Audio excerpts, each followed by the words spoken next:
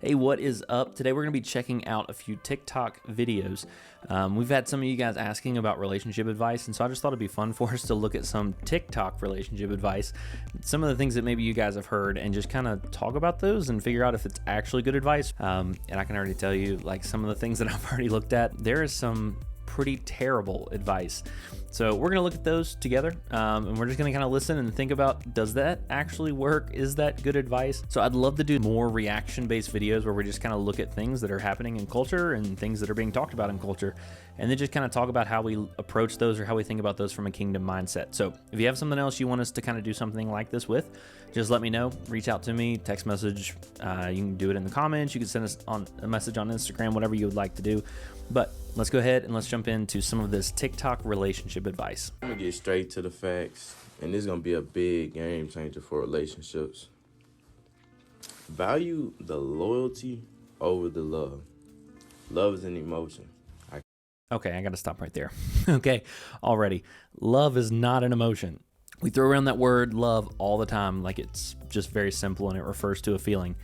But like we know from scripture, love is not a feeling. Love is something that we actually do, that we participate in. And so it's not just about like liking someone, because you can like someone a whole lot and then we call that love, but that's not actually what love is. Love is something that we do. It's an action. I don't know if you guys remember that old Disney commercial where it used to say like, verb, it's what you do. Okay, very similar. That's what I think about when I think of love. It's like, love, it's what you do. So we're not off to a great start here. Love you today, just like you tomorrow. Loyalty is a character trait. It's built in you. You feel bad when you're doing somebody wrong. So if you match your loyalty with their loyalty, relationship always gonna work out for you. Okay, we gotta stop right there. Just because you're loyal does not mean your relationship is going to work out. That's not how that works. Now, you should be loyal, of course, but just because you're loyal doesn't mean the relationship works out. So let's keep going. Okay, what I'm about to tell you guys is actual sorcery. Here's how to make somebody miss you instantly. This is already horrible advice, and she hasn't said hardly anything, okay? 3 ways to make someone miss you. That title should be 3 ways to manipulate someone. If you're trying to make someone feel something, what you're doing is manipulating them. Already, this is not, we're not off to a good start here. First of all, they should just, if they like you a lot, and you like them a lot, then you're probably gonna miss each other. If you have to make someone miss you, you probably don't need to be in a relationship with them in that way. They probably don't care about you enough if they don't miss you naturally. This is not off to a great start, but hey, I'm hoping that we get into some better stuff. But no, 3 ways to make someone miss you. This is interesting. 3 ways to manipulate someone. Here we go. 1, immediately stop watching their stories and liking their posts. Oh my gosh. I gotta back up so I can see that. Skip a few likes. They'll notice immediately that you've fallen off the map. Like, if you were using the quality of engagement between you and your partner on social media to gauge your relationship, like, you gotta stop. Like, that is a terrible, terrible gauge, and it's an extremely immature gauge to use to determine whether your relationship is a good relationship or a bad relationship. Like, you've got to get over it if your partner doesn't comment on something you post on social media, or they don't like something that you post on social media.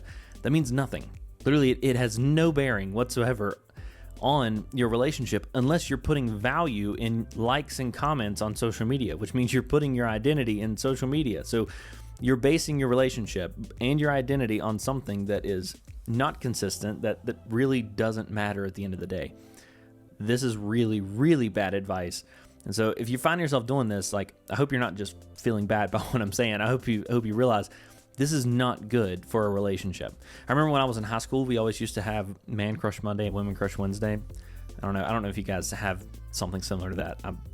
But anyway, we used to have that. And I remember like guys getting upset. It was like, oh my gosh, you didn't post about me on Man Crush Monday, or girls saying you didn't post about me on Woman Crush Wednesday. And it's like, what does that matter? That has no bearing on the quality of your relationship just because I don't post about you on social media. Care for one another every day. Like, not just on social media, in person. Be in person and care for them there. 2, when they ask you a question, only answer with relevant details and don't ramble. Okay, I mean, I guess you can do that, but that's not going to make someone miss you. All right, just answer them, talk with them, communicate with them. That's, again, not great advice. And 3, spark their interest with small rejection. Oh my gosh. Do not listen to anything that was just said in those 3 tips. Those were all 3 terrible tips. Straight up manipulation. And then the last one was what? Just make sure I get that right. I want to make sure I heard that correctly. Reject them in small, unhurtful ways. No, do not do that. That is horrible, horrible relationship advice. Do not reject them in small ways. Like, literally, this is like textbook definition of an immature, unhealthy, selfish relationship right here. Reject them in small ways. Literally, you're trying to manipulate someone to do what you want them to do. That is not a healthy relationship at all. And if you're doing that, or someone's doing that to you, like, that's a relationship you need to have some serious conversations about and maybe not be in much longer. That is not good. Boy Code, part 1 out of 1. If a guy says he's doing nothing, what that really means is that he's doing nothing. When a guy asks, where do you want to eat? What he really means is, where do you want to eat? Those 2 things are absolutely accurate. I know for me and Haley, this is always a conversation. Like, if I ask her, hey, where do you want to go eat? And she says, I don't know, where do you want to eat? I don't really care. And then I throw something out there because she asked me, she goes, I don't want to eat there. I'm like, well, I did ask you where you wanted to go. So this is a regular conversation. So I'm just saying that's totally true. I don't know about the advice part, but totally true. Signs that your relationship is unhealthy. Here's a big one that I feel like most people need to know. It's something that's so common sense, but when you're with someone, it's hard to remember. Being with someone is only supposed to add to your happiness. It shouldn't be your source of happiness, though. If you're relying on one other person... Okay, this is actually decent, this part. Like, I don't know about the adding to your happiness part. I mean, I guess kind of, but specifically, like, the not relying on them as a source of your happiness. Like, if your happiness and joy is coming from a human, you will be severely disappointed. Like, I know for me and Haley, like, we have no problem saying to one another or to other people, like, I do not get my joy from my wife, and she does not get her joy from her husband.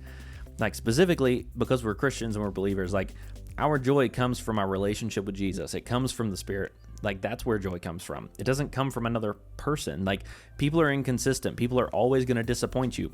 No matter how much they love you and care about you, they're always going to disappoint you. Like, if your joy and your happiness are coming from there, you're going to be a miserable human being. Yeah, that was actually pretty decent advice. If he breaks up with you, I want you to go in your DMs, find the hottest guy in your DMs, ask him to go on a date. If he says no, make him go on a date with you. Take tons of snaps, take tons of pictures, and send them all to the guy that broke up with you. Ha! That'll hurt him forever. I can't tell if he was joking or if he was trying to be serious. But if he's trying to be serious, that might take the cake as the worst advice we've gotten so far. The idea of just making someone jealous with using another person is probably the most selfish thing that I think I've ever heard on here. Like, think about it. You're going to go date someone just for the purpose of using them to accomplish something you want to do to affect another person. Not just affect them, but to hurt another person. Like, so you're hurting 2 people in the process to get something you think will make you happy. Like, that is literally horrible, horrible, unkind advice. So please do not do that. Do not be that selfish. Here was some guy advice just for you ladies. Let's start with, why is he acting so distant? Girls always be thinking it's something that they did in order for him to not talk to you anymore. No, you did nothing wrong. Guys are problem solvers, and when they have their own problems, they're gonna go off on their own to solve them. He could be going through family drama. His grandpa could have died. Okay, I gotta stop here on this one. There's so much here. If you feel like someone's been distant, just ask them. Like, if you feel like there's maybe a problem, you could just ask them. Like, you don't have to be passive aggressive and stuff like. And also, she says you don't know what could be going on. Their grandpa may have died or something like that. It's like, is your relationship not good enough with this person that you were dating that you don't know whether their grandfather passed away? You're not close enough to know that? Man, that's pretty rough. He could have been going through stress at work. Whatever it is, the important thing that you need to remember, match his energy. Oh my gosh. No, do not match their So if what she says, so if he's stressed out and if he's struggling with something, you know what?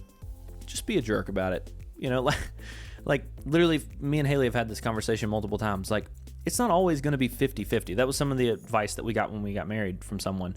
Like, it's not always going to be 50-50. Sometimes you're going to have to pick up the slack for the other person. It may be 70-30 some days, or even it might be 90-10 on some days, because one of us is having a really hard time and the other one's got to pick the other one up. That's why, like, we have one another, is to walk through life, to carry and pick one another up when we need it. Like, sometimes that happens. This idea of matching their energy, no, care for them. Like, figure out what's going on. And if they are being distant, just simply ask them. And maybe it is that they don't want to be in a relationship anymore.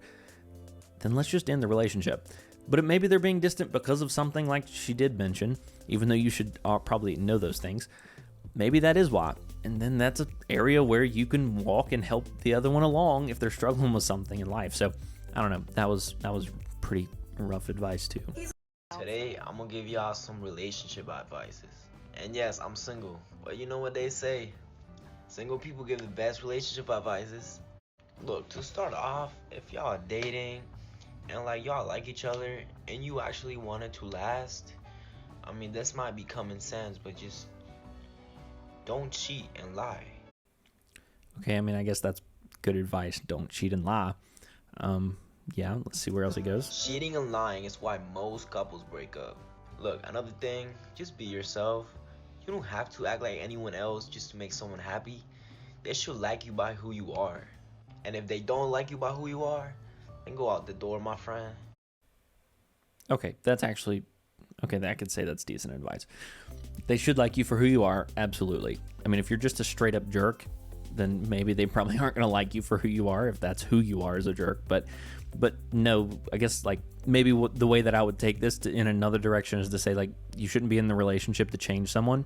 I don't know if you've ever heard of this, but there's this thing called missionary dating, which is where there's someone who's a believer decides they're going to date someone who's a non-believer for the purpose of like, oh, I'm going to introduce him to Jesus. I'm going to tell him who he is. And it's like, that rarely works out. Rarely does it turn out for any kind of good.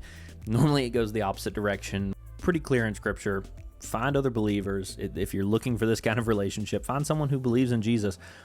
Have aligning beliefs and values, because if you don't have the same values, especially as Christians, like, our values are very different than that of the world. Like, if your values are different, the relationship's never going to be what you may want it to be, because of the values just being so drastically different. You value loving people and they value being successful. You know, you value waiting to live together until after you're actually married, and they value moving in now to test and see how it works. I mean, I'm just throwing out some different things that are common in culture. And so if your values don't line up, like, you're going to have a hard time in that relationship. Align your values with the person that you want to be with, and the relationship is probably going to work a whole lot smoother than the other way around.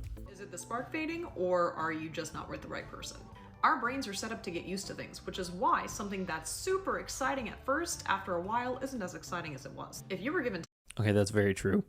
Like, the beginning of the relationship seems so easy and so simple, and then as it goes, it's like, man, this is getting harder and harder, and like, I don't know if I feel the same way that I used to about this person. But like, that's kind of where like an immature relationship goes, like, from immaturity to mature. Now, that's not always true. It's sometimes relationships almost stay immature.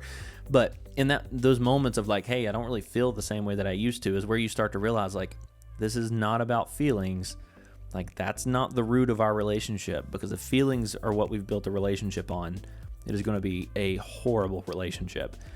But if you can realize, like, the relationship is built on caring for one another, wanting to be with the person because you care about their qualities, you enjoy spending time with them, you want to help them be everything that God has wanted them to be, they care about you, and you're in a relationship where it's not about you, it's about the other person, and vice versa. It's not about them, it's about you.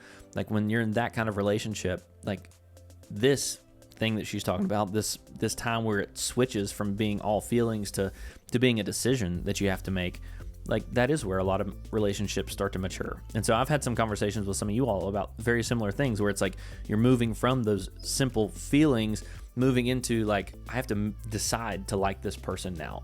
And it's like, that's a place of maturity. Like, don't be scared of that. You know, it's weird because things are different than what they used to be, but that's a good place to be in, where you're deciding, making a decision rather than just basing it on feelings. I'm deciding to be with this person because I like this person a lot. Like, that's very different. worst thing that you could do to someone emotionally is stop talking to them with no explanation. Ghosting somebody hurts, especially if they had deep feelings for you and you never told them that you didn't feel the same. No one deserves to sit up all night focusing on their flaws and wondering why they weren't good enough. Please don't leave them in the dark like that. Okay, so two things. I'm in agreement with him about the whole ghosting thing. You absolutely should not ghost someone. That is like incredibly immature to not be able to communicate how you feel. You don't know how to say it, so you just decide to run away. Like, that's what little kids do. And so, like, ghosting is absolutely very immature. But then, like, the other side is, I don't think you should be basing, like, and laying up at night wondering, like, man, like, my relationship, like, ended, or this person did ghost me, so, like, what was it about me? Like, if someone ghosted you, like, they didn't have the maturity to, like, have a conversation with you, there's a really good chance that it probably wasn't you and was probably them. Now, that's not always true, but it could be true. But you shouldn't be basing your worth or you basing your identity on what someone else thinks of you anyway. Like, that's a whole different issue. But, like, you should be basing your identity on who Christ says you are. Because, like, if you can get that, like, if you can understand that your identity is in him, relationships are a whole lot easier. Because you're not looking for joy to come from a person. You're not looking for a person to tell you who you are. You're not looking for a person to give you value. Like, you already have those things. Like, this relationship is only an addition to all of the things that God has already given to you, and you're walking in his grace. Like, it's very, very different approach to a relationship. And that's why, like, true Christian relationships that are built on Jesus, like, are fundamentally better than relationships that lack him, because we already know our value. We already know where our joy comes from. We already know those things that most people try to find in a relationship.